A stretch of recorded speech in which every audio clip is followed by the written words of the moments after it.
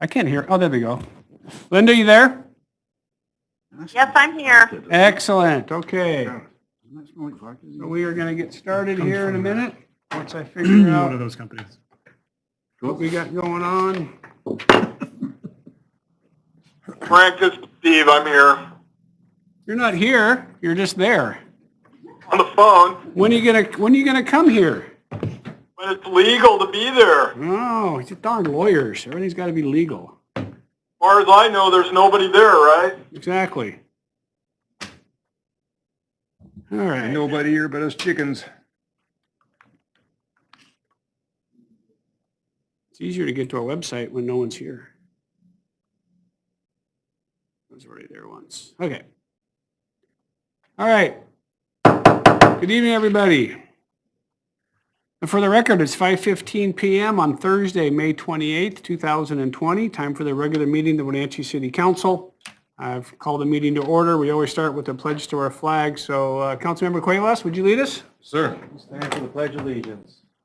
I pledge allegiance to the flag of the United States of America and to the republic for which it stands, one nation, under God, indivisible, with liberty and justice for all. Thank you, Councilmember Cuevas. And for roll call this evening, we have 5 council members present. Councilmember Esparza is excused, and Councilmember Harold, you're with us on the phone? I think she'll say yes. Linda's there somewhere. Yes, Thank I'm you. here. I'm Okay. here. All right, so our first item on today's agenda is the consent item, which includes approving this evening's agenda, vouchers, minutes from the previous meetings, and a couple of completions of some contracts. Your Honor, I make a motion to approve the agenda, vouchers, and minutes from previous meetings. Also a motion to accept the work performed by the contractor KRCI LLC on the Old Station Sanitary Sewer Expansion Phase 2 Lift Station, Project 1718-2, and further authorize the mayor to sign the final contract voucher certificate on behalf of the city of Wenatchee. And a motion to accept the work performed by the contractor KRCI LLC on Cleveland Avenue Sanitary Sewer Repair, project number SW19-10, and further authorize the mayor to sign the final contract voucher certificate on behalf of the city of Wenatchee. And lastly, a motion to accept the work performed by the contractor Ascendant LLC on the North Wenatchee Avenue building demolition, project number 1712, and further authorize the mayor to sign the final contract voucher. Motion by Councilmember Huffaker, second by Councilmember Bailey, to approve the consent items, including this evening's agenda, the vouchers, and the minutes from the previous meeting. To accept the work performed by contractor KRCI LLC on the Old Station Sanitary Sewer Expansion Phase 2 Lift Station, project number 1718-2, and authorize the mayor to sign final contract voucher certificate on behalf of the city. Also to accept the work performed by contractor KRCI LLC on the Cleveland Avenue Sanitary Sewer Repair Project number SW19-10, and further authorize the mayor to sign the final contract voucher certificate on behalf of the city. And also to accept the work performed by contractor Ascendant LLC on the North Wenatchee Avenue building demolition, City Project 1712, and further authorize the mayor to sign final contract vouchers. Any discussion? I know there was a lot there. Hearing none. All those in favor say aye. Aye. Aye. Opposed? Motion carries. We have 2 action items this evening, so a pretty quick agenda, and then I'll have a mayor's report. The first is regarding an option to purchase from GBI Holdings or Goodfellow Brothers regarding some drilling that Regional Water will be doing out in the Malaga area. So Steve Smith, you prepared to present that? Yes, I am. Thanks, Your Honor. This is Steve Smith, City Attorney. I'm pitch hitting for Rob Jerman tonight as Rob is gone this week, and I understand he doesn't have a water manager at this time. And I've worked on this, so I'm familiar with it. So the item before you is a proposed option to purchase property from GBI. And this is on behalf of the regional water system. Regional is looking for an additional water source that would supplement the wells out by Rocky Reach Dam and would also provide redundancy to that source of water. GBI owns property south of town down by Rock Island Dam that's been identified with the city's consultants as a potential water source. This proposed option to purchase and the license to enter property provides that the city will have the authority to enter the GBI property for purposes of drilling test wells to see if there's adequate water to justify going on and developing a well, a municipal well. The cost of the option, just to get the right to go on their property and drill and then to have the right to buy this over the next year, is $25,000, which we will pay in the next 3 days once this is signed. This amount that we pay towards the option will be then applied to the purchase price if we exercise the option later. The ultimate purchase price for this property will be determined by appraisal, but it won't be less than $15,000 per acre. We can also specify what acreage we want. We don't have to take the whole thing. So once we decide on a well site, or they're actually looking at 2 well sites, once we decide on those well sites, we can describe the area needed together with the access road, and then that's what we would pay for. And the period of the option, I think I mentioned, is 12 months. So we have 12 months to get out there, drill the test wells, see if it's worth exercising our option and making that decision. So that's about it. And I think when I was talking with Rob, and I mentioned this at Finance Committee today, I think the $15,000 an acre price might be a little bit on the high end for property out in that neck of the woods. Some of it's not the greatest property in the world. Yet the other sites we've been looking at are 3-4 miles down the road further. And so by the time you pipe water in 24, 36-inch mains, the cost, if we were to do it, more than makes the extra money we might be paying in the property worth it if we end up finding water in this location. So overall, I think it's a good deal for the good fellows, but it's also a good deal for us if we find water. How many, we're just drilling one hole, or are there going to be? I think we're dealing at least 2, because we have another Yeah, site. the map that they showed me has 2 potential drilling locations. And I believe we're doing 2 other wells somewhere near there on some adjacent property that Goodfellow doesn't own. And I don't know which property that is. I don't know if that's PUD property but I do believe they're drilling a couple more places. But this is one that we needed access to, and Goodfellow wouldn't give us access unless we agreed on a purchase price in advance.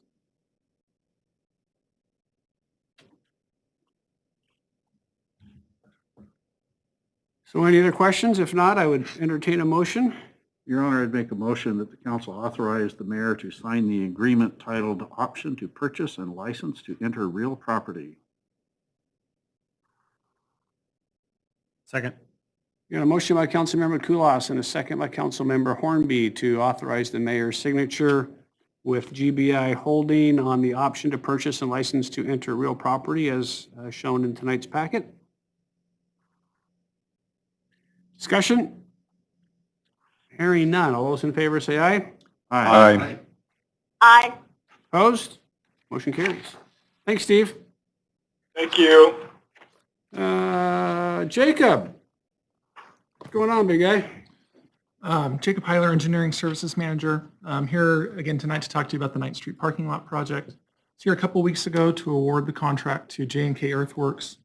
And here tonight to ask for your approval for the mayor to sign supplement number 4 with RH2 Engineering. That supplement would give us enough funding to do construction, inspection, and administration services as part of that project.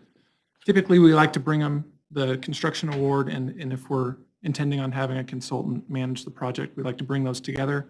But there was some uncertainty at that time about whether or not our Skyline water main project would move forward. Now that that's gone forward, we're handling the administration of that project in-house. which means we need to supplement our group a little bit in order to deliver this 9th Street parking lot project. So some of the financial details, it's about $57,000, a little over $57,000 in supplement, which gets us about 2 half-time people for the project administration throughout the 40 working days. In terms of schedule, we're looking to start on July 6th now. It was earlier the last time I was here talking to you, then there was going to be two stormwater structures that would require some lead time. So we were going to suspend until those came in and then finish out the project. This should allow us to do it all in one fell swoop. So if you have any questions, I'd be happy to take them. Any questions for Jacob? So this is obviously just for the basic contract administration inspection, making sure it's built to the specs of the engineers and all that. Correct. Okay. All right, any questions for Jacob? If not, I entertain a motion. Your Honor, I'll make a motion, City Council approve supplement number 4 with RH2 Engineering for construction services on the 9th Street parking lot and authorize the mayor to sign the contract documents. Motion by Councilmember Hornby, second by Councilmember Bailey to approve supplement 4 with RH2 Engineering for construction services on the 9th Street parking lot project and authorize the mayor to sign contract documents.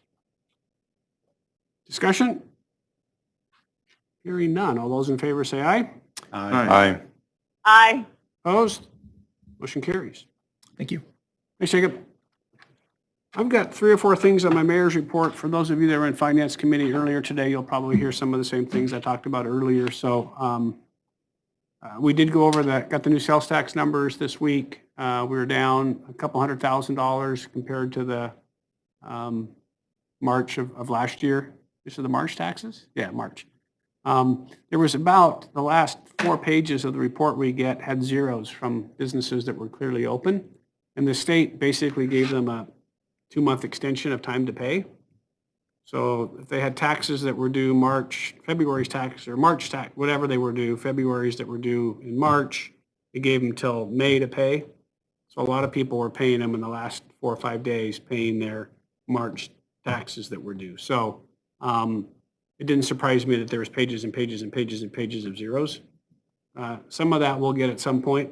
So again, we're still having a difficult time sort of gauging the slowdown. I think the numbers Brad talked about of 15% is probably going to be about what it was. We're down 20, but if you added 50 or 60,000 of sales tax that would have happened with that is probably 15 or so.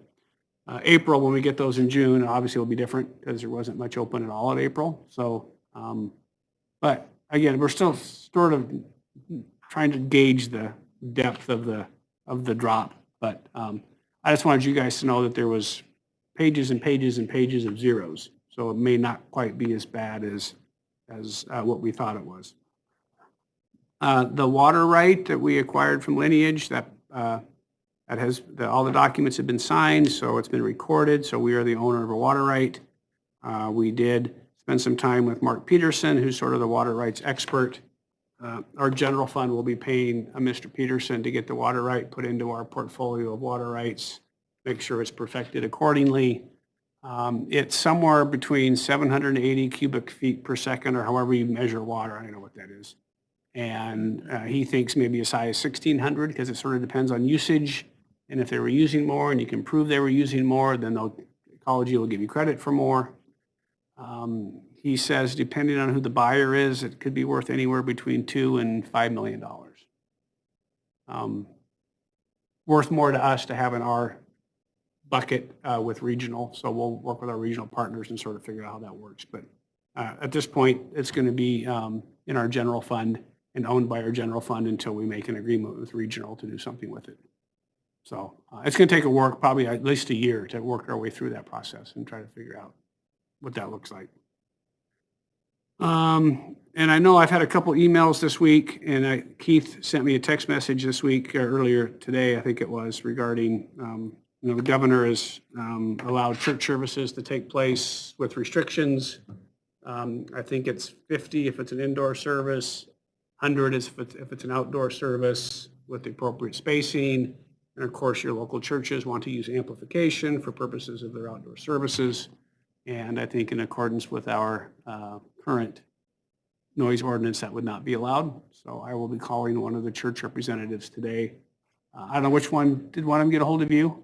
No, I can just see it coming, and I know that we wanted to try and get the moratorium lifted as soon as possible. I visited with Glenn just a little bit more. Okay, It sounds like everything is kind of ready to go on the land use. We just need to get to a point where public hearings would be allowed again, and Yeah. then we can move forward and get things finalized. yeah. So But I think the way, that's really what I was after is, Okay. they're going to be asking questions, hey, Yep. why do we still have this moratorium? I thought you guys were going to be doing regular updates. So Right. Yeah. So I think currently the way the law is written, they can't, and I got a call from the Nazarene Church or something. I'll call them back either in the morning or tonight still, and let the guy know that under our current zoning and our noise ordinance, it's not allowed. And I think Councilmember Kulas had the right idea. They just need to look into doing some low-frequency radio transmitters so that they can do a parking lot service, and Yeah, everybody can sit in their car and listen on the radio. yeah. Kind of like we used to do at the drive-through?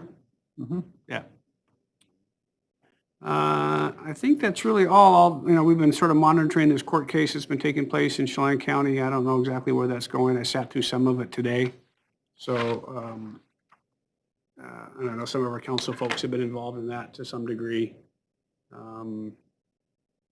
Other than that, I think just working with all of our staffs on lots of stuff. I mean, Chief's got lots going on. I keep throwing stuff at him between cruising and graduation and homeless stuff, and he's just got his hands full with all kinds of stuff going on. And the court cases continue to hurt us on the homeless stuff. So the latest one from our Supreme Court basically says if someone's living in a car, it's considered their house and we can't tow it. So we just have lots of sorts of issues that I know are manifesting themselves down on Worthing Street, and I know he and his team are trying their best. There's lots of folks that want to open up their businesses. Kevin Smith tried the windmill, and the Liquor Control Board called him and said that they would take his license forever if he opened. So, and then the L&I people were in downtown Wenatchee yesterday and closed down, I think, 4 or 5 stores. On the base, excuse me, on the basis of, I believe that they were allowed to do curbside service, but people were walking in their store. Don't quote me on that, but that is sort of my interpretation of, I figured you might have heard something. that's my interpretation of what I think somebody told me. So that's a third hand, second party, but I believe that was that L&I was working under downtown. That might have been something Linda told me today. I'm on a number of conference calls every day with a bunch of different people on Zoom, so somewhere in one of those conversations that happened. Good. So I don't know which businesses are open. I haven't really been down there much to see, but I know there's a few that have decided not to reopen. In terms of the governor's, I think the thing that's frustrating for me is that, yes, we have a number of cases in our county. The county case is still one of the highest in the state. We're getting really no credit for the fact there's been between 1 and 3 people in the Central Washington Hospital for the last 18 days. There's been either between 1 and 3. We actually have 5 there today, but 2 are from Yakima because Yakima's full. And so they helicoptered 2 in, and so now we're treating Yakima's patients, which I get, that's fine with us. But I think if you look at the governor's 0.71, which is 10 cases over a 14-day period in total. And then once you get there, then you got to ask for permission. So that's another week after that we're every bit of 3 or 4 weeks out. I don't believe he's announced anything for Monday. Monday is technically supposed to be the, I am scheduled to have a conference call with him with a number of Eastern Washington mayors on tomorrow morning, 10:45. So I don't know when he's announcing what's going on for us. I'm guessing if he didn't do it today, it's going to be sometime tomorrow. So I haven't heard the specifics as to when, but it's just interesting trying to figure out, sort of where the right things sort of sit. And so I think our business community is ready to open with safeguards in place, quite frankly. I don't think they're ready for the wild, wild west. Yet we're still getting sort of not able to do that. And So along that line, I sat in on Chelan Douglas Health in place of Ruth on Tuesday. My days are jumbling. Anyway, they did pass an emergency resolution with the idea that if the orders stay in place, they had a plan. Yeah. If the orders were rescinded, they had a plan for reopening. And I haven't seen the actual plan, but apparently it's something that they've worked through in previous meetings. Yeah. But that was, that policy was put into place on, I believe it was Tuesday. Yeah, I believe it's something similar to their 1.5 phasing that they were trying to accomplish before, which would allow some retail to open, not restaurants quite yet, and some of Yeah, that sort I of stuff. think it was actually more in the lines of what the governor had. Okay. It's just that, if the governor's orders were lifted, Right. now Chelan Douglas Health wanted to make sure that we were doing it responsibly Yeah. and that we would have, they would have the recommendations out there for people to do social distancing and so on. So, Yeah, and there's a bunch of stuff out there. I think if for some reason the governor's orders got lifted, all that really means is that his directives are sort of go away, but the Chelan Douglas County Health District would then be sort of in charge of the current health crisis in our region. And they would be the ones sort of directing the proper things to be doing in our valley, which I think is somewhat consistent with the governor's phase 2 approach, which again is 50% in the restaurants and masks and social distancing, all those sorts of things that if you don't feel comfortable, stay home, all of that sort of stuff. The enforcement division of that would be a little bit more difficult, but. And again, they do not plan on doing any enforcement. Yeah. If somebody calls it in and reports it, it will be referred to the state. Yeah.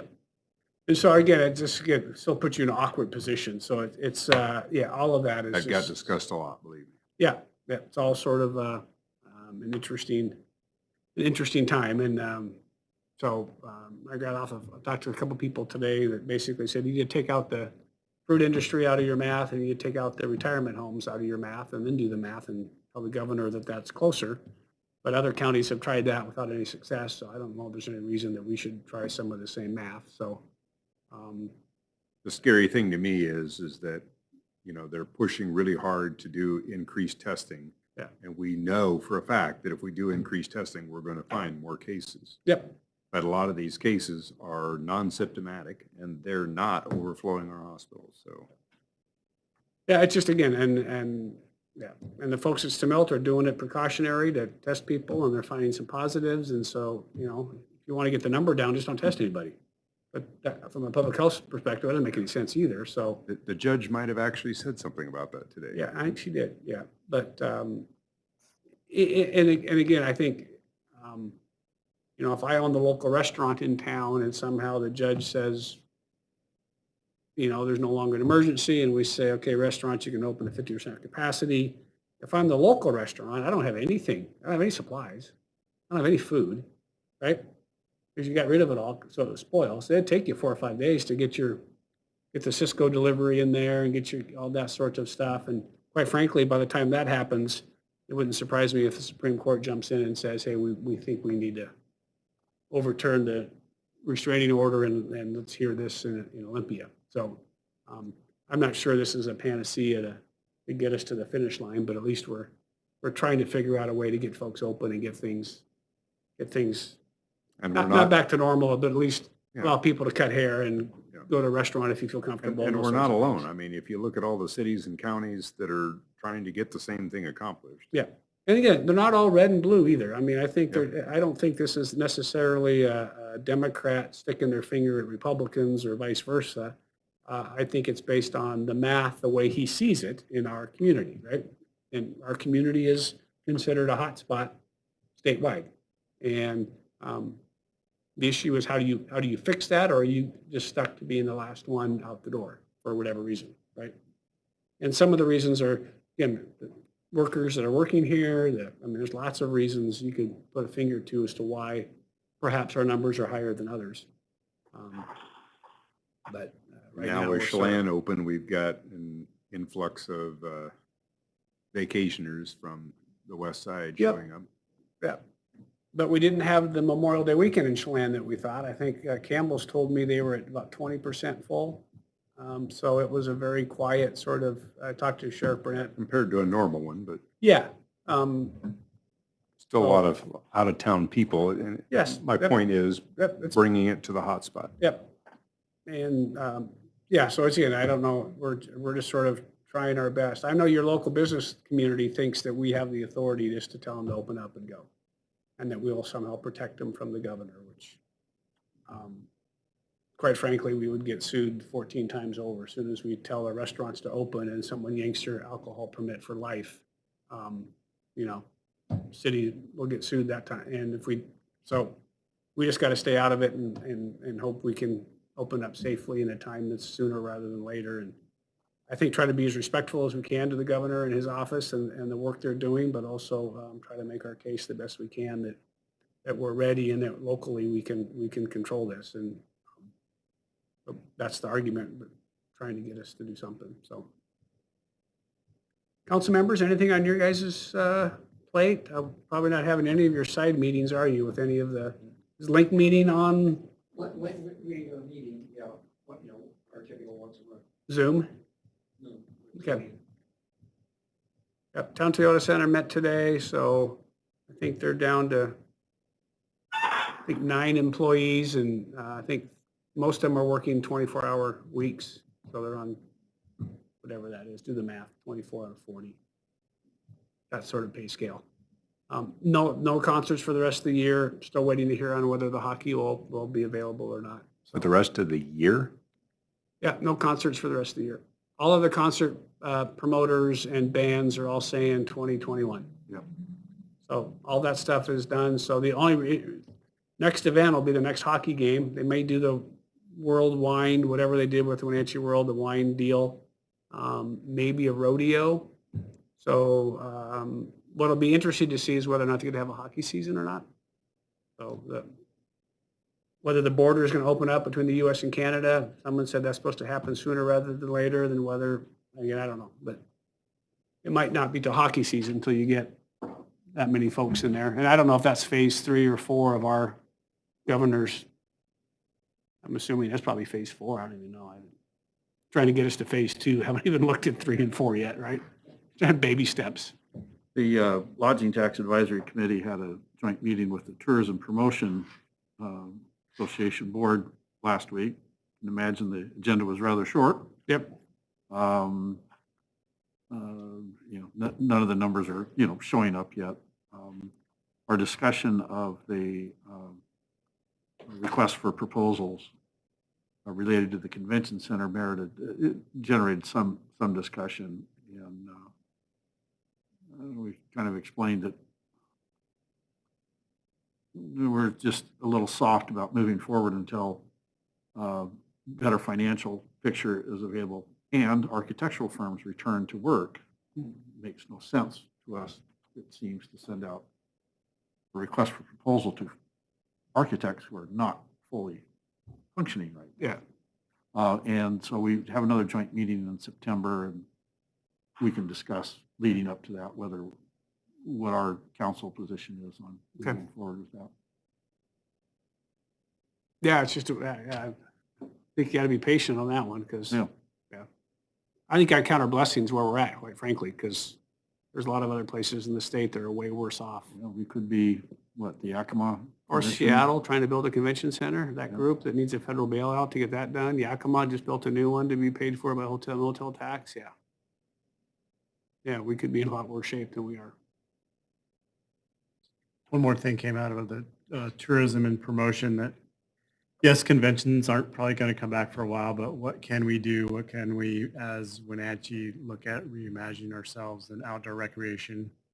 The chamber's supporting Wenatchee Valley Tread with their tread maps to do some public service announcements, but also maybe that'll be the first thing that we can promote here. Come be safe, play outside, and then spend your money that way versus large conventions and looking at that. So maybe different ways that the community can help support that development and make it more of a priority for our community, for our own residents, as well as possibly getting some money coming in from outside. So I think for meetings, we're not meeting next Thursday, we'll meet on the 11th. I think at this point, we're planning on having a work session on the 18th. We've got some stuff we got to get in front of you guys, so that'll be a chance to look at the downstairs remodel and go through the math with all that. So I think that is be scheduled for the 18th, and then I think we'll add a couple other things. So I suppose if we end up not in, I don't know, we'll probably just meet anyhow. It seems like the social distancing seems to be working here okay, so. All right, anything else for the good of the order? All right. It's nice to see Travis in a tie, isn't it? Adjourned. Yep. Aye. All right, thanks, Linda. Linda. Thanks, Steve. Okay, good night.